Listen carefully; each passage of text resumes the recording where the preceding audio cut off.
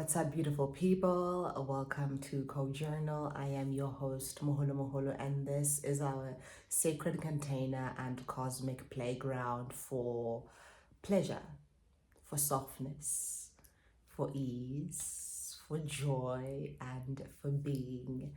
Today, we're going to be speaking about pleasure as not only medicine, but technology.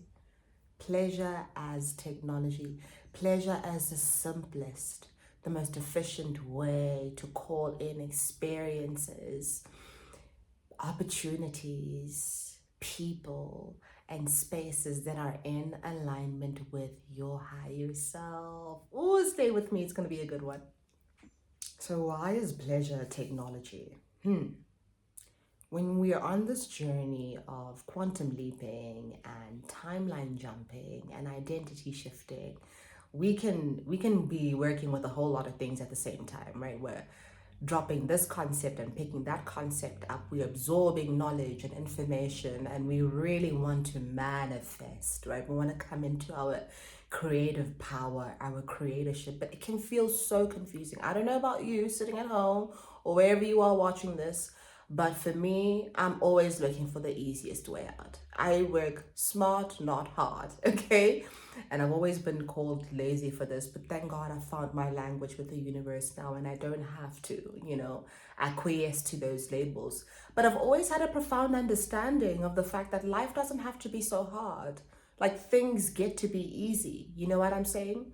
And so when we're on this journey and we want to change our lives, it can feel isolating, it can feel confusing, it can feel hard. And there is a lack of structure and efficiency for it. To it for me anyway.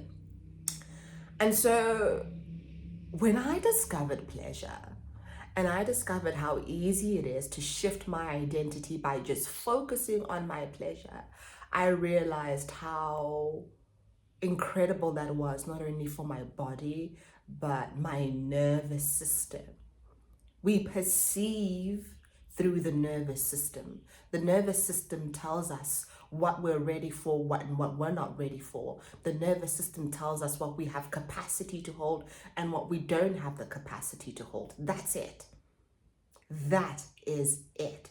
And so when we focus on pleasure, we commit to expanding our capacity forward through the nervous system, through rewiring the nervous system to detect and perceive opportunities for more pleasure, more deliciousness, more yumminess, more sumptuous, supple, lavish, plush opportunities, realities, spaces, and people. And if you've been on this journey of spirituality and identity shifting and quantum leaping, you know identity equals reality. Your identity equals your reality. And your identity is characterized and shaped by the orientation of your nervous system. Again, that's a lot to process, right? Let me break it down for you. When you make pleasure your focus and you commit to devoting yourself to pleasure, you shift into an identity of pleasure. You shift into the kind of person who not only holds more pleasure, but sees more pleasure, creates more pleasure, detects more pleasure, is concerned with more pleasure, more softness, more ease. And if your identity equals your reality, then of course your reality starts pulling in, right? Those opportunities, those relationships, those spaces, that whole reality of pleasure, because you've calibrated and cultivated and harnessed the frequency of pleasure within you. You have become pleasure itself. You take the time. Pleasure is not something that you just stumble upon or something you feel entitled to without devoting yourself to it, right? You set a time and a place for pleasure, whether that is rest or surrender or a walk or a dance or singing or, time in nature. You, Divine One, said, this is my time for pleasure. I am very strict about my pleasure. I take very seriously my pleasure. I take my pleasure very seriously is what I tried to say. I thought I could maneuver it there, but I clearly could not. All right, you take your pleasure seriously, life starts to take your pleasure seriously as well. How powerful is that? I take my pleasure very seriously. I take my pleasure very seriously. My pleasure is like a date with myself. When I say I'm doing the thing, I'm breathing, I'm walking, I am touching myself lovingly, giving myself a nice, gentle squeeze, gentle hug. That's me taking myself and my pleasure very seriously. How can life not mirror that back to me? When I'm pouring into myself in that way, that's the technology. Pleasure is technology because it is biotechnology, it is nanotechnology. Again, it's permission to use your body differently.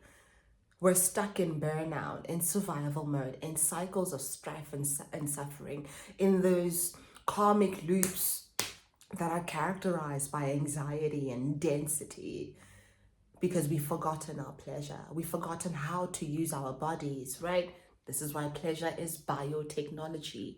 It is the technology of your body. It is the kind of technology that nourishes your body, the kind of technology that reorients your nervous system, the kind of technology that heals you. When I tell you that pleasure healed my menstrual cycle, my period pains, I had crazy period pains. I had just that experience for me coming into that part of that time of the month where I have to shed. I dreaded that so much. I feared that so much.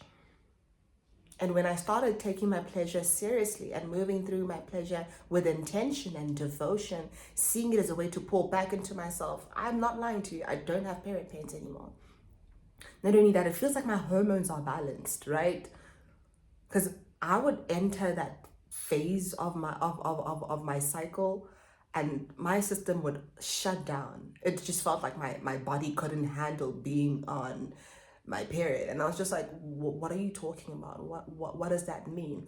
It wasn't just like excruciating period pains. It was hormonal imbalance. It was the inability to, keep food down. It was shivering and quaking and just like, oh. And it was just like, what's going on with my body? I don't have period pains. I look forward to my cycle. I look forward to my time of shedding. I meet that with so much reverence and intention and love. It gets to be pleasurable for me. My time of shedding gets to be pleasant for me because I take my pleasure seriously throughout the entirety of my cycle. And life said, well, you take your pleasure seriously. Let's heal your body.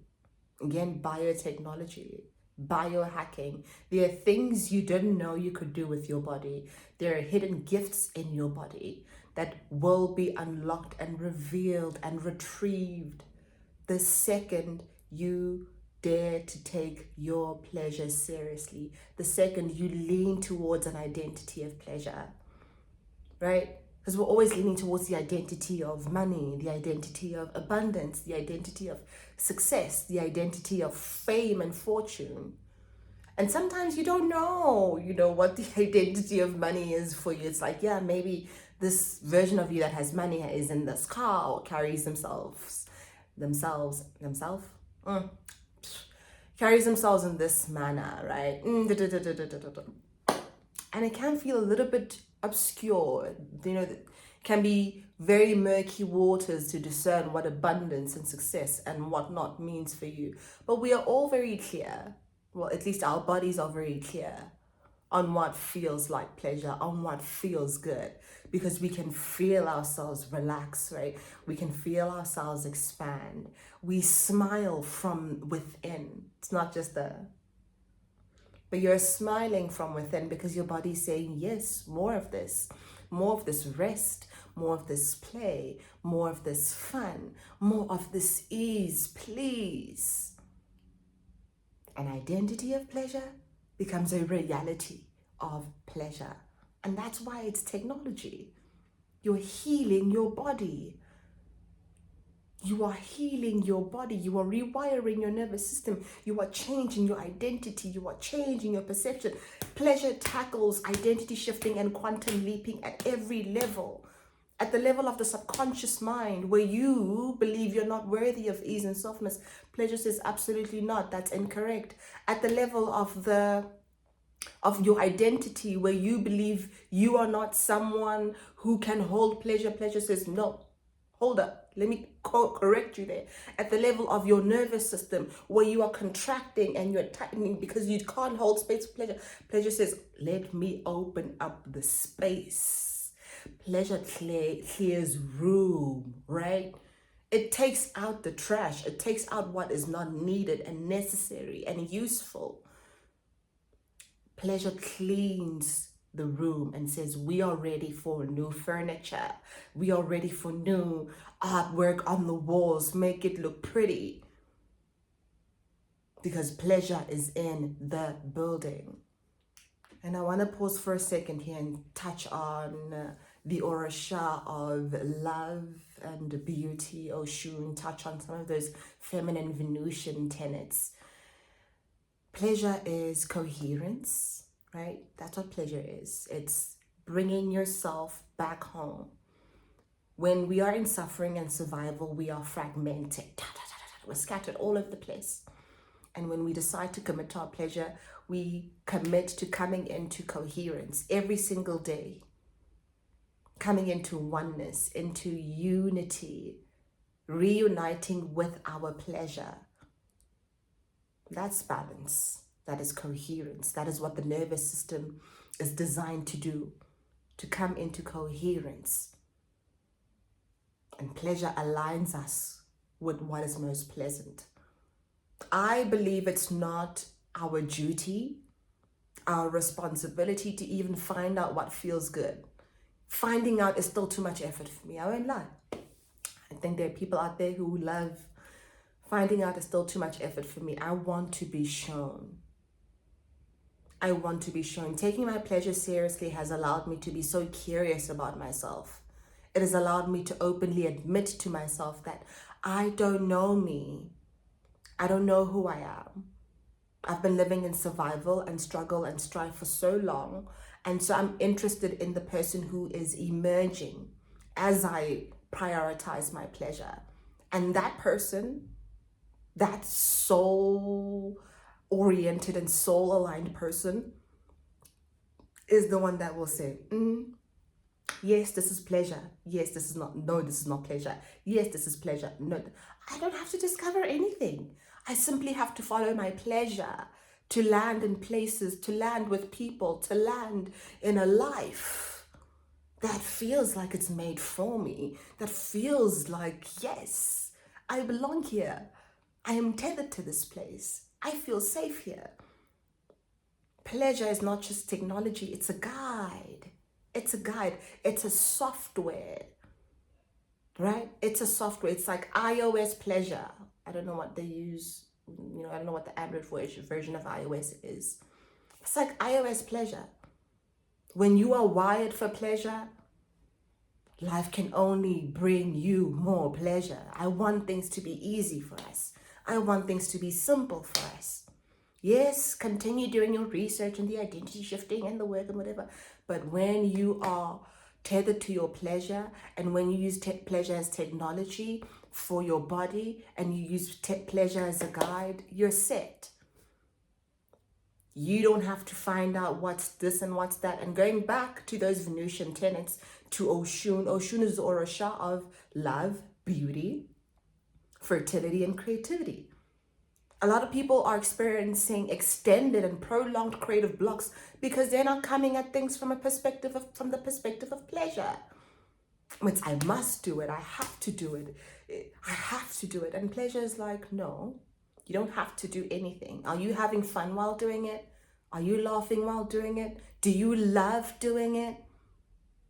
Because if you do, then we're good. Then we're set. Then it doesn't even become about the outcome. It becomes about you and your pleasure and feeling good and potentially sharing that with other people. Yes? So how are you going to use pleasure as your guide? Pleasure is technology. today. You're going to follow your inner child. Oh, your inner child knows so much about what feels good in your body.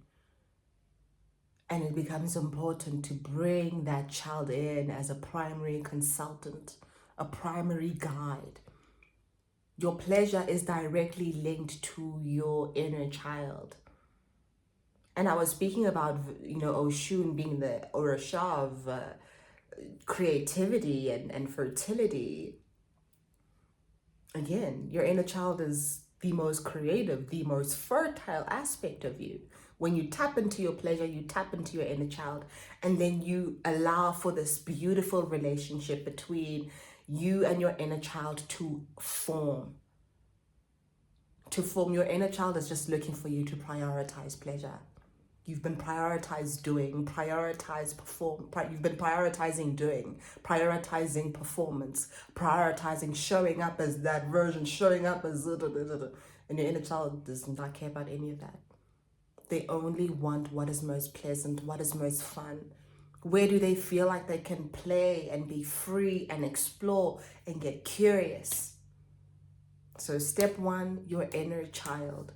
The more you pour into your pleasure, the louder and clearer your inner child is going to be. And that's not an opportunity, and that is an opportunity rather, for you to continue then listening to your inner child.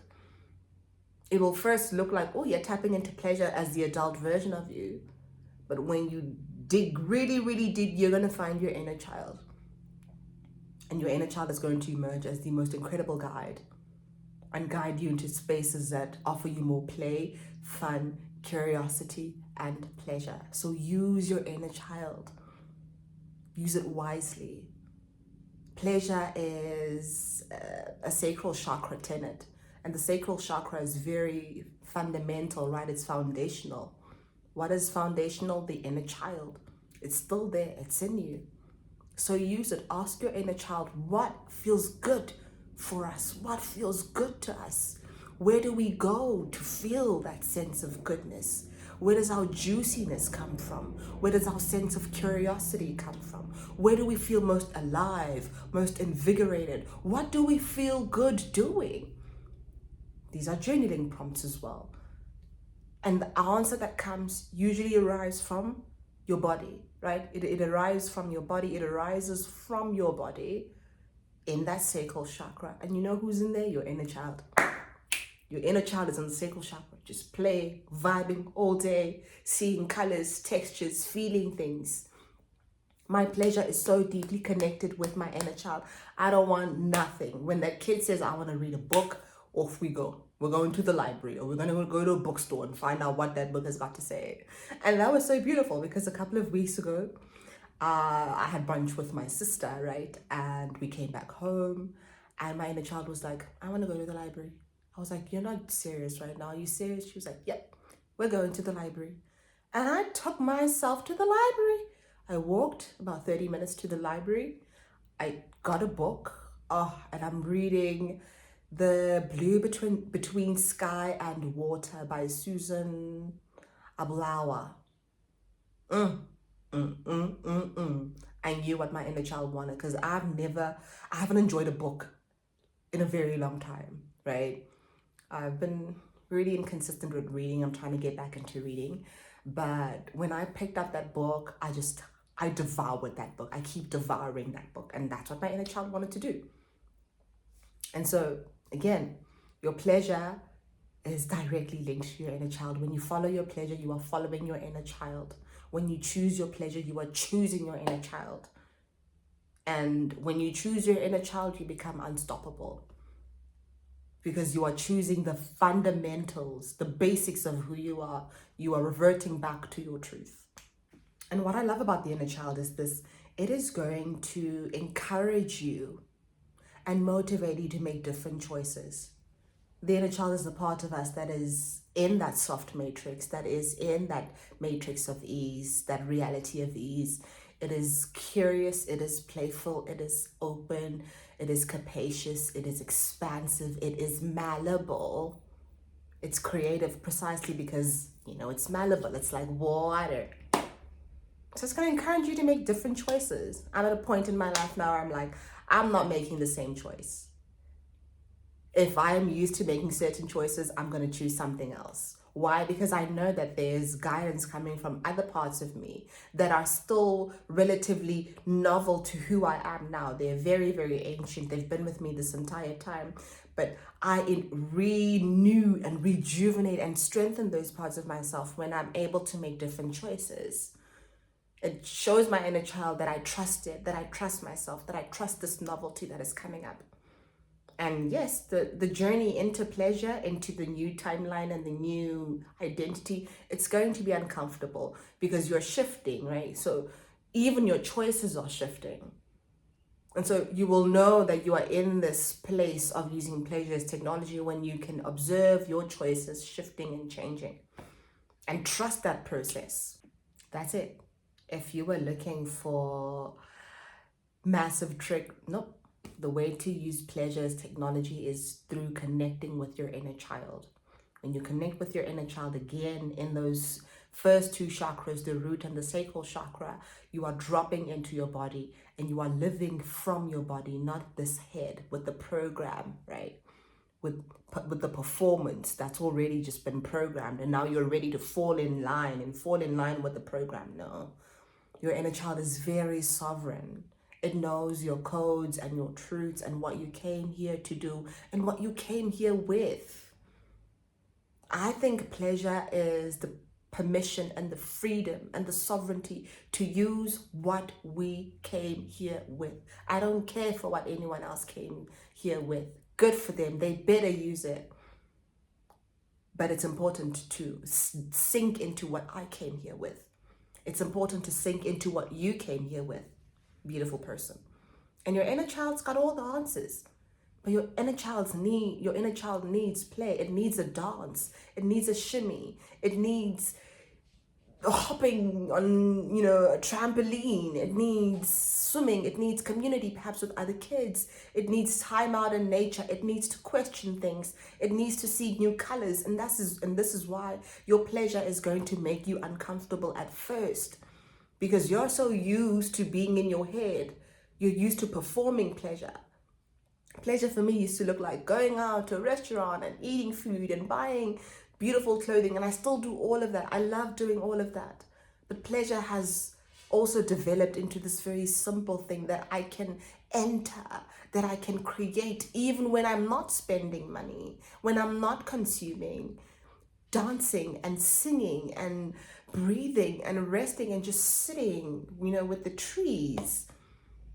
That walk that I get to take every 30, that 30-minute walk that I get to take, rather, that becomes pleasure for the sake of pleasure, pleasure for my sake, for the sake of my inner child, for the sake of that connection. And that changes my body because my inner child blossoms. The inner child blossoms from an identity of pleasure.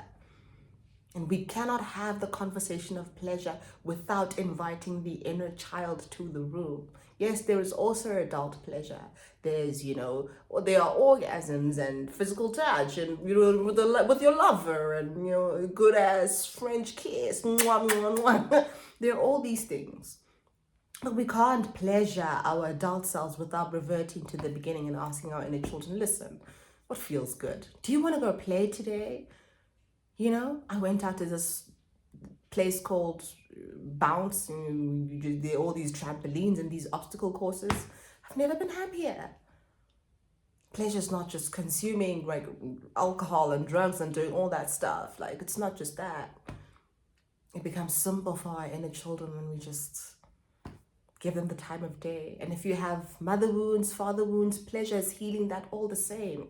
It is reminding your inner child that it deserves love and care, and it deserves to be tended to. And you get to be the parent. You get to be the mother and the father to your inner child. You get to offer it pleasure, protection, nourishment, structure, routine, all of these things. Pleasure is how we reparent ourselves. It's how we rewire our nervous systems. It's how we come into our truth. It's how we invigorate our inner children. It's how we close karmic loops. It's how we end ancestral trauma. It's at the center of everything. So why not just one bird, 18 billion, one stone, 18 billion birds? If pleasure is rewiring the nervous system, ending the karmic loops, closing out the ancestral patterns, if pleasure is rewiring the nervous system, have I already mentioned that? I'm not quite sure. If pleasure is coherence in the body, if pleasure is capacity,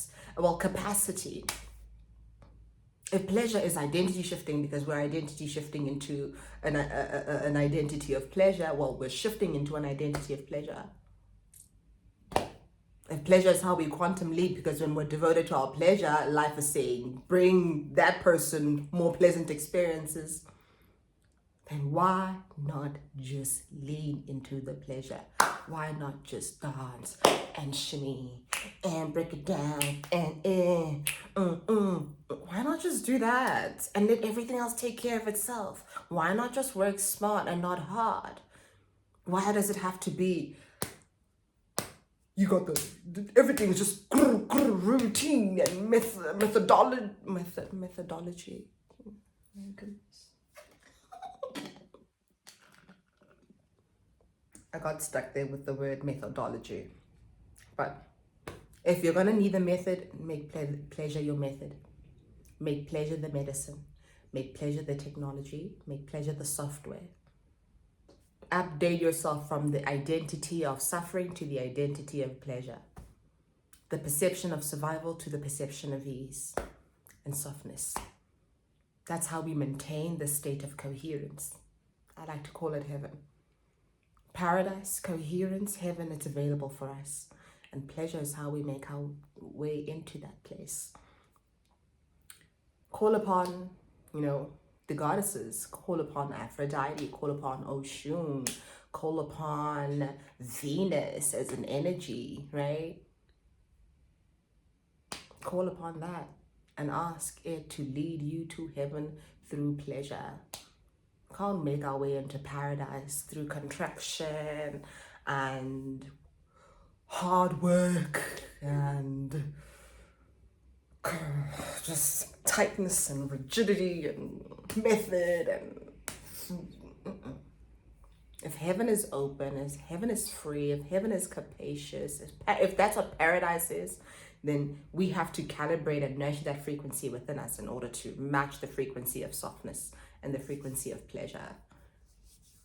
I believe that we're here on earth for a very good time. Life is not meant to be hard. We're here to rejoice. We're here to love. We're here to sing and dance and create and kiss and laugh and see and just do incredible things and make magic.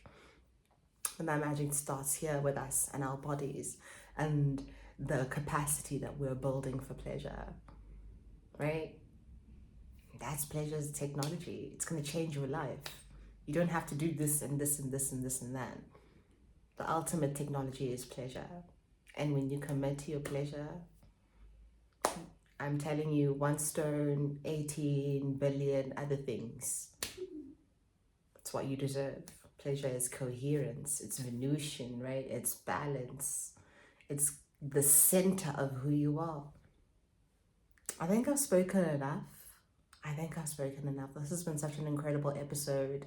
And it's an episode. We'll call it an episode. We'll call it a podcast. We'll call it whatever it needs to be. We'll call it sharing. I cannot wait to hear in the comments how pleasure has touched you, touched your life, how pleasure is changing you, changing your relationship to life, changing what you deemed to be possible for you. And if you want to do this work with me one-on-one, I am a pleasure-oriented healer. I work with the ancestral part of it all. I work with the nervous system part of it all. I work with, the root work part of it all. So you're more than welcome to do this work with me one-on-one and sign up to my program, the Soft Matrix. The link will be in the description box so you can purchase that right there. And we have so many other products coming through this week. And if this content resonated with you, please like and share and subscribe. Share this with everyone out there. Let them know that it's pleasure season. Let them know that we are prioritizing ourselves by putting our pleasure first. Let them know that pleasure is efficient for us. Pleasure works for us. Softness works for us. I will see you soon on Co-Journal. To your pleasure. To your pleasure, sweetheart.